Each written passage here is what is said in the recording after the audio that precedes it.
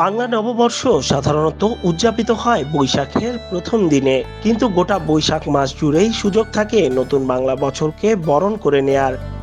আর সেই সুযোগটি কাজে লাগিয়েছে মালয়েশিয়ার বাংলাদেশ হাই কমিশন। ঈদের ছুটির কারণে মালয়েশিয়ার সকল সরকারি দপ্তরগুলো বন্ধ থাকায় বাংলা বছরকে বরণ করে নিতে হাই কমিশন বেছে নেয় বৈশাখের ১৯ তারিখকে।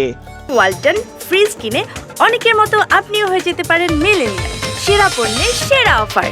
নতুন বাংলা বছরকে বরণ করে নিতে বৃহস্পতিবার মালয়েশিয়ার রাজধানী কুয়ালালামপুরের ক্রাফট কমপ্লেক্সে মঙ্গল শোভাযাত্রা, আলোচনা সভা ও বর্ণাঢ্য সাংস্কৃতিক অনুষ্ঠানের আয়োজন করে বাংলাদেশ হাই কমিশন। সেই অনুষ্ঠানে হাই কমিশনের কর্মকর্তা কর্মচারী ছাড়াও প্রবাসী বাংলাদেশিদের পাশাপাশি উপস্থিত ছিলেন বিদেশি অতিথিরাও। I will try to find some nice Bangladesian sari that I can also wear to my country because it was really very impressive and presentable. বিভিন্ন দপ্তরের উচ্চপদস্থ কর্মকর্তা, কুয়ালালামপুরের বিভিন্ন দেশের রাষ্ট্রদূত, শতাধিক কূটনৈতিক ছাড়াও প্রধান অতিথি হিসেবে উপস্থিত ছিলেন মালয়েশিয়ার সাংস্কৃতিক কেন্দ্রের মহাপরিচালক মিস জুবাইদা বিনতে মুখতার।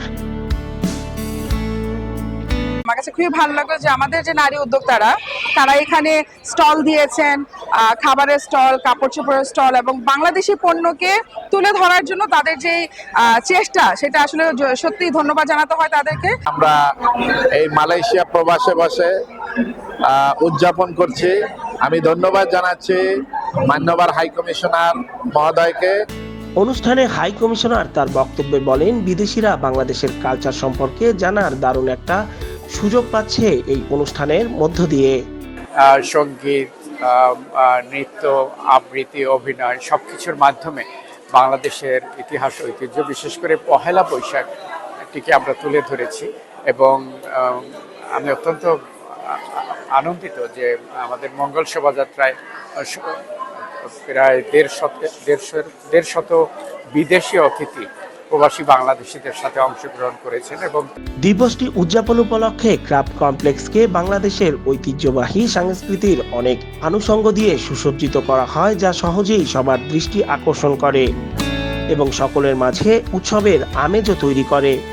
এছাড়াও বিকেল 4:30টায় মঙ্গল শোভাযাত্রা র্যালিও অনুষ্ঠিত হয়।